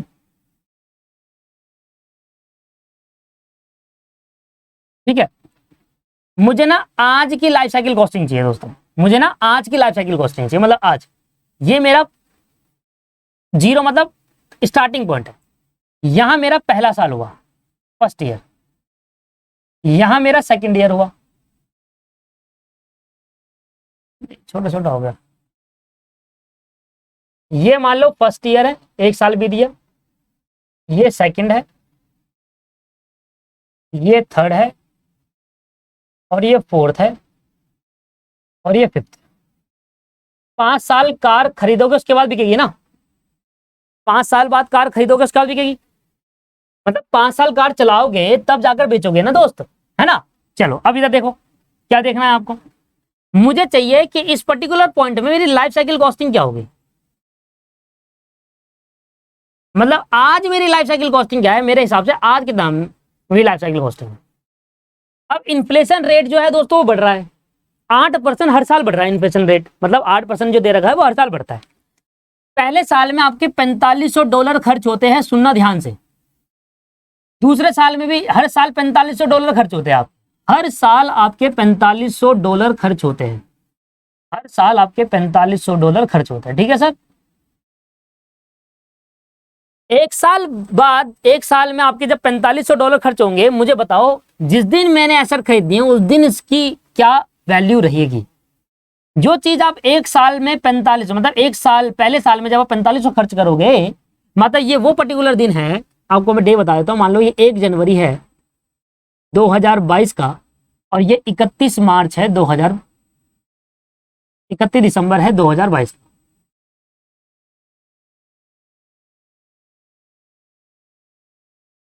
ये जीरो है, जीरो जीरो मतलब हो गया यहां पर मशीन खरीदनी है और एक साल बीत गया, और ये हो गया first year complete. End of first year, end of second year, end of third year, end of fourth year और एंड ऑफ फिफ्थ ईयर। 5 साल चलाकर बेचोगे ना। अब मैं आपसे पता क्या चाह रहा हूं, मैं ये चाह रहा हूं कि मुझे एक बात बताओ कि एक साल में अगर 4500 खर्च होगा तो अब मुझे आज की चाहिए ना कॉस्ट, आज की। इस पर्टिकुलर टाइम में जो मैंने यहां पर एक साल बाद 4500 खर्च करा, उसकी इधर वैल्यू क्या रहेगी, एक साल बाद की क्या वैल्यू रहेगी। जो मैंने आज 2 साल में खर्च हो, कितने कितने का इन्फ्लेशन लग रहा होगा इसमें, 8% का लग रहा होगा, एक साल में 8% का इन्फ्लेशन लगा होगा, तब जाके 4500 खर्च हुआ। जो मैंने सेकंड ईयर में 4500 खर्च करे होंगे, उसका एक साल पहले साल की वैल्यू क्या होगी, मतलब जिस दिन मैं खरीद रहा हूं उस दिन उसकी वैल्यू क्या होगी। अगर दूसरे साल के $4500 परचेज डेट पे क्या वैल्यू रहेगी, कम हो जाएगी नहीं होगी, बताओ आप खुद समझो, कम होगी नहीं होगी। भाई 2 साल बाद, 3 साल बाद में अगर 4500 खर्च करूंगा, तो अगर वही चीज मैं पहले साल में खर्च करूं, वही सामान खरीदने के लिए मुझे कम खर्च करना पड़ेगा। मतलब यहां 4500 खर्च कर रहा हूं एक टीवी खरीदने के लिए, 3 साल बाद मैंने 4500 खर्च करे एक टीवी खरीदने के 3 साल पे, तो अगर मैं 3 साल पहले ही खर्च कर देता तो ये 4500 का नहीं कम का मिलता ना दोस्त। सही है ना, वही वाली बात हो गई कि आज अगर 1 लीटर दूध 52 रुपए का आ रहा है, तो उसको अगर 20 साल पहले आप 1 लीटर दूध खरीदते तो 2 रुपए खर्च करने पड़ते, आज 52 खर्च करने पड़ते 2 रुपए, तो वैल्यू कम हो जाती है ना, प्रेजेंट वैल्यू कम हो जाएगी ना, फ्यूचर वैल्यू ज्यादा होगी, प्रेजेंट वैल्यू कम हो जाएगी। ठीक है, तो मैं ये चाहता हूं कि ये जो वैल्यू चौथे साल में 4500 है, तो करंट ईयर में इतना क्यों निकाल रहे हैं, यहां पर इसकी प्रेजेंट वैल्यू से निकाल रहे हैं दोस्त, कि हम ये जानना चाहते हैं कि जिस साल हम खरीद रहे हैं हमें खरीदना है या नहीं खरीदना, यही तो जानना चाहते हैं हम खरीदेंगे या नहीं खरीदे, इस कार को खरीदे या ना खरीदे, इसके लिए मुझे लाइफ साइकिल कॉस्टिंग चाहिए। तो हर साल अगर 4500 पे खर्च करोगे तो इन्फ्लेशन भी, महंगाई भी बढ़ रही है, और अगर महंगाई बढ़ रही है तो इसका मतलब हर साल 4500 खर्च करोगे तो ये पर्टिकुलर ईयर में इनकी वैल्यू कम रहेगी। तो मैं जो वैल्यू इस पीरियड पे होगी, जिस पीरियड पे मैं लाइफ साइकिल कॉस्टिंग कैलकुलेट कर रहा हूं, उस पीरियड पे कितनी वैल्यू होगी, 1 साल बाद के 4500 कम हो जाएंगे, 2 साल बाद के 4500 कम हो जाएंगे, 3 साल बाद के 4500 और कम हो जाएंगे, तो इस पर्टिकुलर पीरियड में मेरी क्या कॉस्ट रहेगी।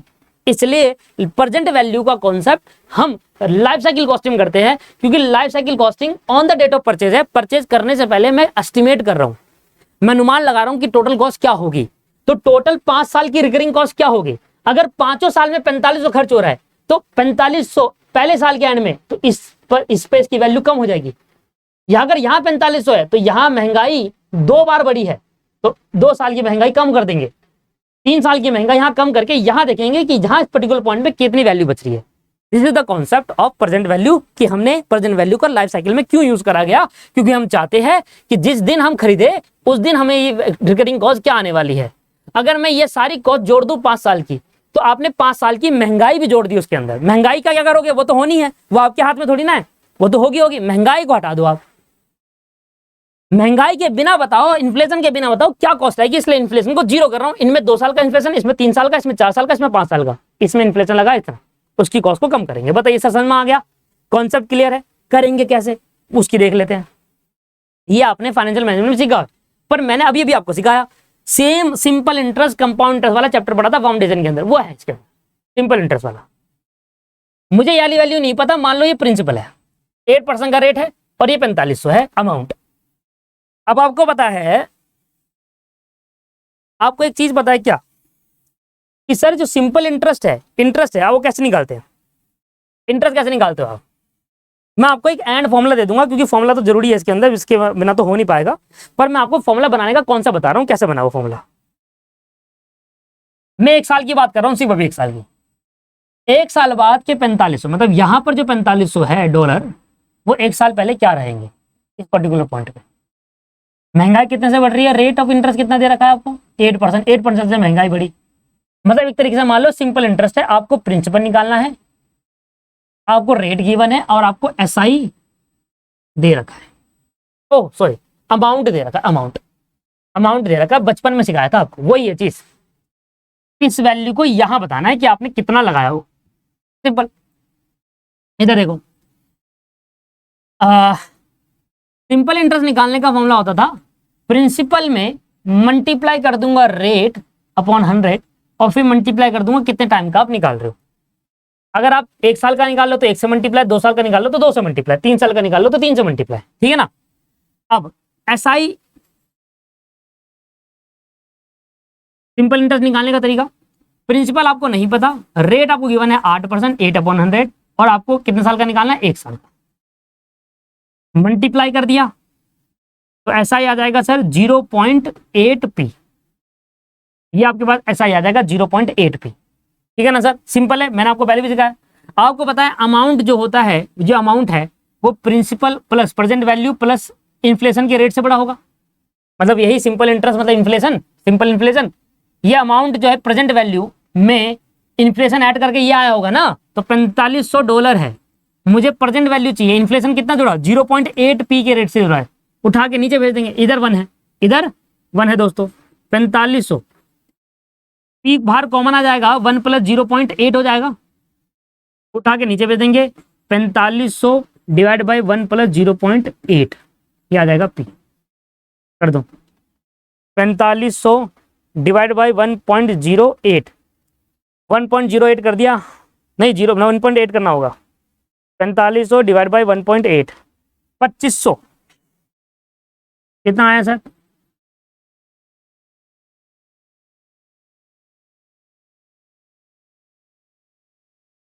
नहीं नहीं गलत है, 4500 में 1.8 डिवाइड करेंगे,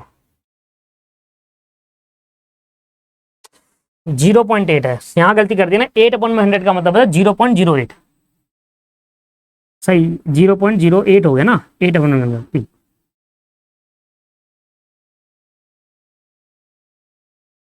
0.8। थोड़ा टाइम लगाऊंगा दोस्तों, एक ही बार लगाऊंगा, एक बार फॉर्मूला सिखा दिया, उसके बाद आपको कुछ नहीं करना, इतनी मेहनत नहीं करनी पड़ेगी, इतना थोड़ा करेंगे यार, उसमें फॉर्मूला सिखा रहा हूं बस। 0.08 तो याद आएगा 1.08, इसको उठा के नीचे भेज देंगे,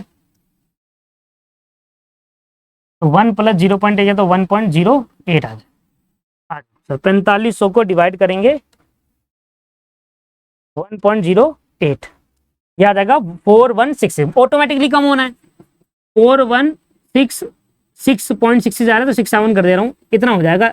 मतलब ये कि आज के 4500 रुपए 1 साल पहले कितने होंगे, 4167 होंगे, कम हो जाएगा, ऑटोमेटिक कम हो जाएगा, क्योंकि यहाँ महंगाई बढ़ी है, तो महंगाई हटा दी मैंने, महंगा इन्फ्लेशन मैंने खत्म कर दिया, समझ में आया।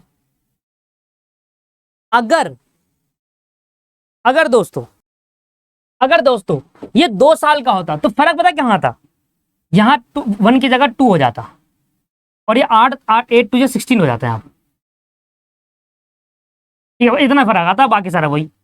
अगर ये 3 साल का होता, 3 साल का होता तो यहाँ 2 की जगह 3 हो जाता, और ये फिर ऐसे करके होता, ये चलता रहता। बट हम ऐसे करते रहेंगे तो भाई हो गया टाइम, हमारा समय खराब हो गया। अब बनाते हैं सर फॉर्मूला।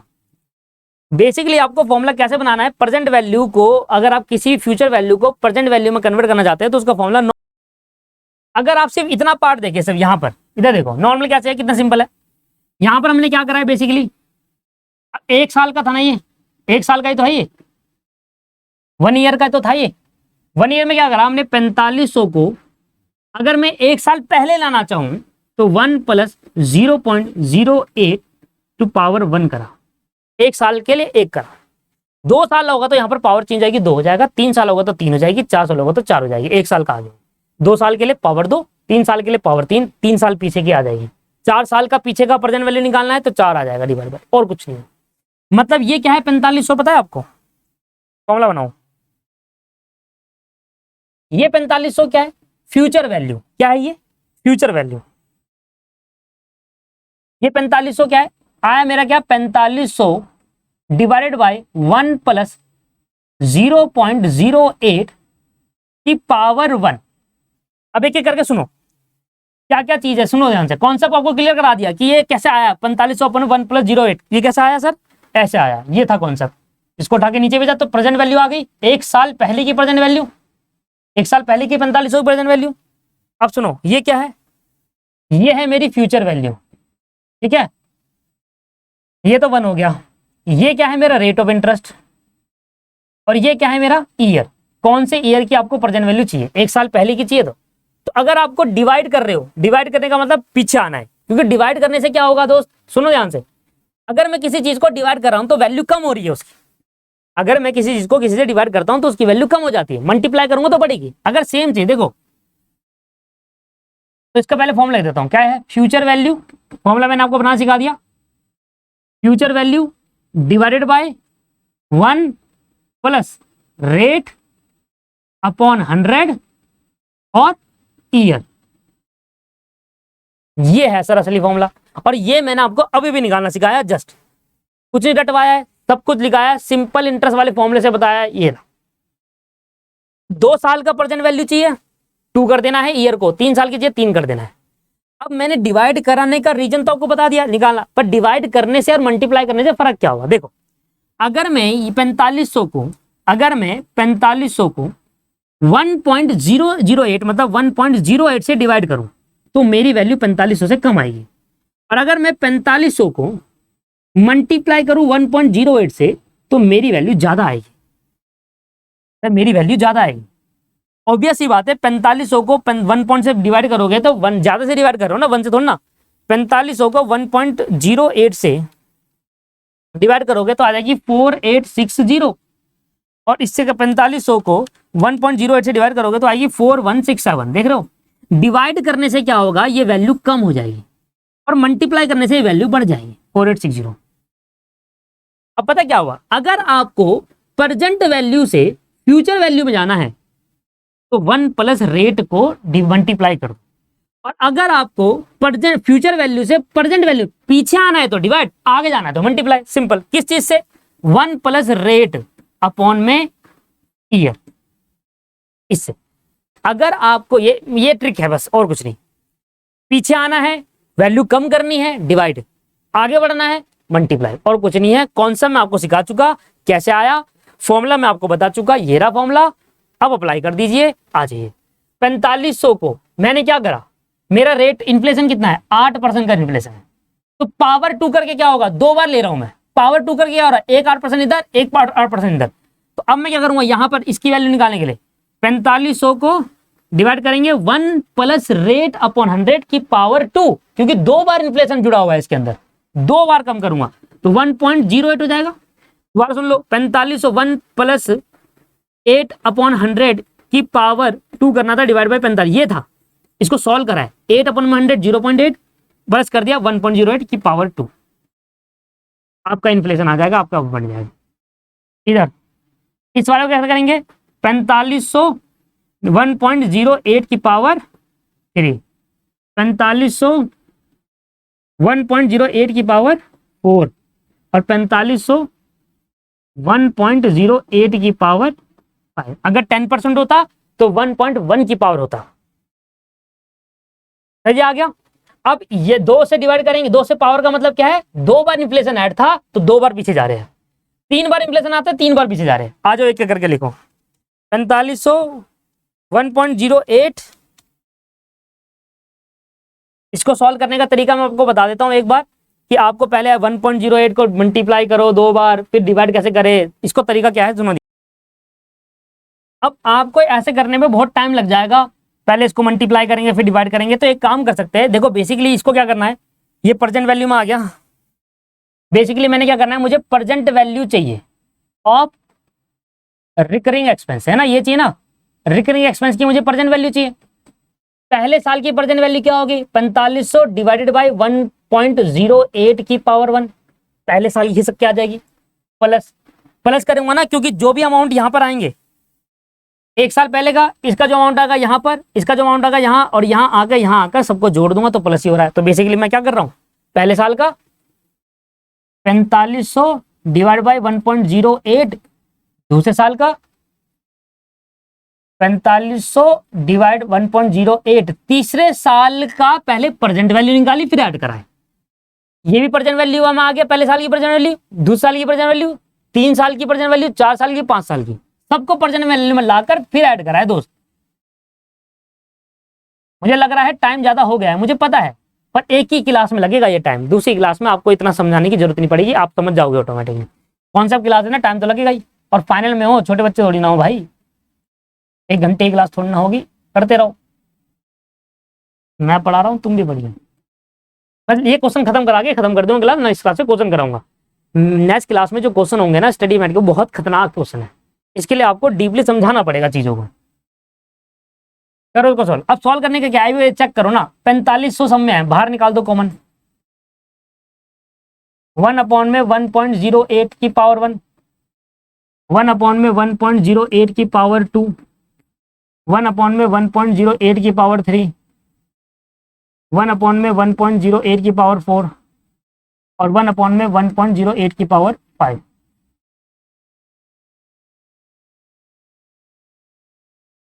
ठीक है सर, समझ में आ गया।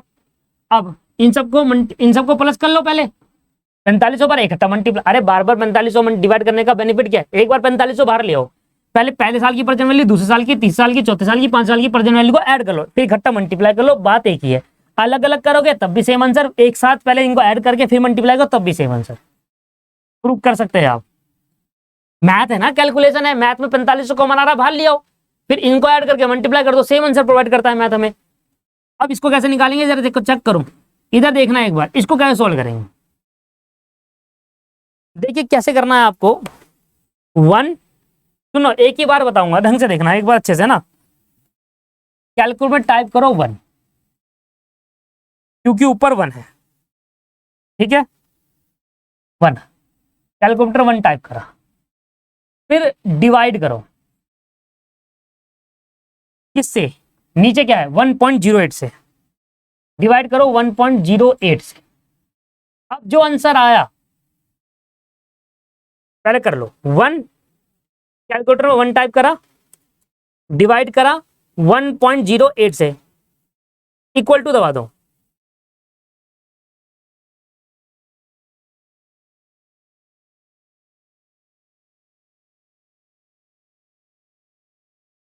ठीक है, इक्वल टू मत दबाना, 1 लिखा, डिवाइड करा 1.0 से, 2 बार मल्टीप्लाई का बटन दबाना। जो मैं सिखा रहा हूं ध्यान समझिए, पहले 1 कैलकुलेटर में 1 टाइप करा, ठीक है सर, 1 टाइप करने के बाद किससे डिवाइड करना है, 1.08 से, डिवाइड कर दिया 1.08 से, इक्वल टू नहीं दबाना, 2 बार मल्टीप्लाई दबाना। अब 2 बार क्यों मल्टीप्लाई दबाना, किसी किसी कैलकुलेटर में 1 बार मल्टीप्लाई दबाने से भी हो जाता है, किसी किसी में 2 बार दबाने से होता है। अच्छा, जिस कैलकुलेटर में 1 बार दबाने से होता है, 2 बार दबाओगे तो कोई डिफरेंट नहीं आएगा, 2 बार दबाओ हमेशा। 2 बार दबाने पे जो आपका आंसर आया ना वो ये आया, 4 डिजिट तक लेना है बस, हर बार 4 डिजिट तक लेना है, 0.925, और लास्ट वाले को अप्रोक्स कर देना है, मतलब राउंड ऑफ कर देना है यार। अब सर इसके लिए क्या करना होगा आपको, अब कुछ स्टूडेंट क्या करेंगे, 1.08 को पहले 2 बार मल्टीप्लाई करेंगे, फिर उसको अलग से लिखेंगे, फिर 1 डिवाइड पर वहां से निकलेंगे, कुछ नहीं करना, 2 बार मल्टीप्लाई दबाने से यही आता ना आपका 0.9259, एक बार इक्वल टू दबाओगे, एक बार इक्वल टू दबाओगे ना, इससे तो पहला वाला आंसर आया फर्स्ट वाले का, अब एक बार इक्वल टू दबाओगे तो दूसरे वाले का आंसर आ जाएगा, फिर उसके बाद और इक्वल टू दबाओगे तो तीसरे वाले का भी आ जाएगा, फिर और इक्वल टू दबाओगे तो चौथे वाले का भी आ जाएगा, और इक्वल टू दबाओगे तो 5 वाले का भी आ जाएगा, अलग से बार बार करना नहीं पड़ेगा। 1 दोबारा करो, इधर आ जाओ, पहले वाला लो 1 वाला, 1 को डिवाइड करेंगे 1.08 से, इक्वल टू मत दबाना, 2 बार मल्टीप्लाई, ये आ जाएगा 4 डिजिट तक, एक बार इक्वल टू दबाओगे ये ऑटोमेटिकली सॉल्व होकर आ जाएगा कैलकुलेटर में 0.8573, एक बार और इक्वल टू दोगे ये भी आ जाएगा 0.7938, एक बार इक्वल टू दोगे 4 बार दबाया इक्वल टू ये आ गया 0.7350, और एक बार और इक्वल टू दोगे ये भी आ जाएगा 0.6805।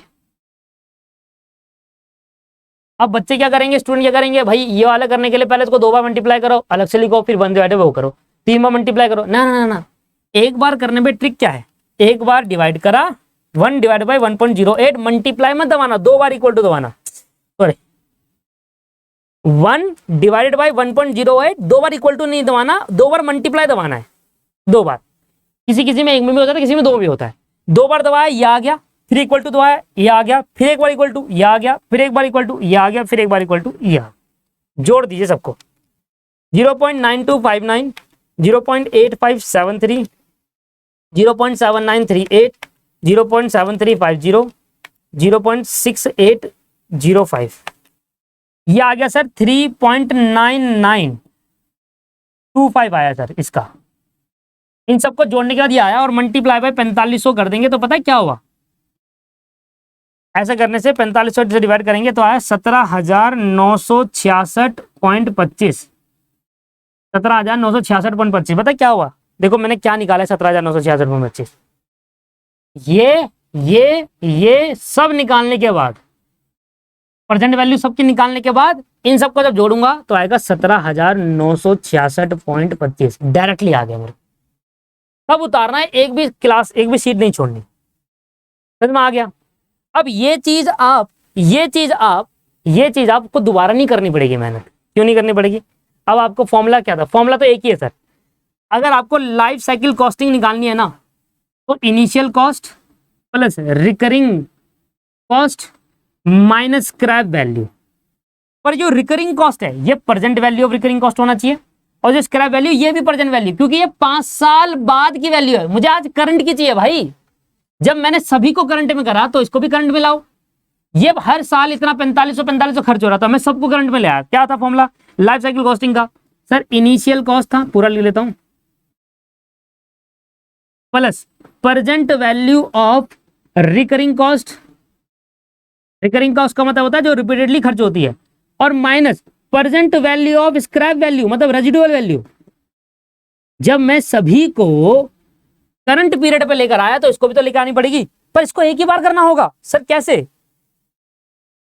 ये देखो मैंने कहा कि आज मेरे मशीन खरीदना चाहूं या नहीं खरीदना, कार खरीदूं नहीं खरीदूं, पर 5 साल बाद ये कार मेरी $3,000 की मिल जाएगी, और 5 साल के लिए इसमें इन्फ्लेशन लगा नहीं लगा, इन्फ्लेशन लगा वो भी 5 साल का, तो मैं चाहता हूं ये 3,000 में जो 5 साल है आज इसकी वैल्यू क्या होगी, क्योंकि मैं सभी को प्रेजेंट वैल्यू में लेकर आऊंगा, क्योंकि मैं प्रेजेंट में जानना चाहता हूं मेरी कॉस्ट क्या होगी नेट, अगर मैं लाइफ साइकिल कॉस्टिंग प्रेजेंट में जानना चाहता हूं तो सभी 5 साल की वैल्यू को, 2 साल की, 3 साल को, उसको सबको प्रेजेंट में लेकर आऊंगा।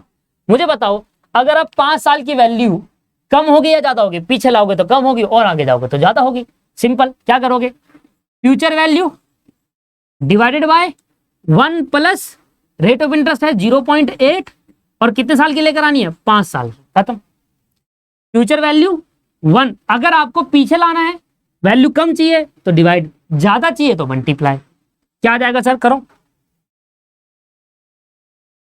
सिर्फ 5 साल का, 5 साल का तो मैंने निकाला हुआ है, तो 5 साल का कैसे निकालो, देखो ना वही लिखो, 1 डिवाइडेड बाय, देखो इसको 3,000 को थोड़ा ऐसे करो, 3,000 इधर खिसका दो और ये अलग कर दो, 1 में 1.08 की पावर 5, कुछ नहीं करना, पहले 1 को डिवाइड करो 1.0 से, 1 को डिवाइड करो 1.08 से, ठीक है, डिवाइड करने के बाद इक्वल टू में दबाना, 2 बार मल्टीप्लाई, पहले साल का आ गया, इक्वल टू दोगे दूसरे साल का, 3 साल का, एक और इक्वल टू चौथे साल का, और एक और इक्वल टू 5 साल का, तो 5 साल का जो आपका आया है सॉल्व करने पर वो आया 0.6805 अप्रोक्स कर देते हैं, 4 डिजिट तक लेना सारे के सारे, मल्टीप्लाई बाय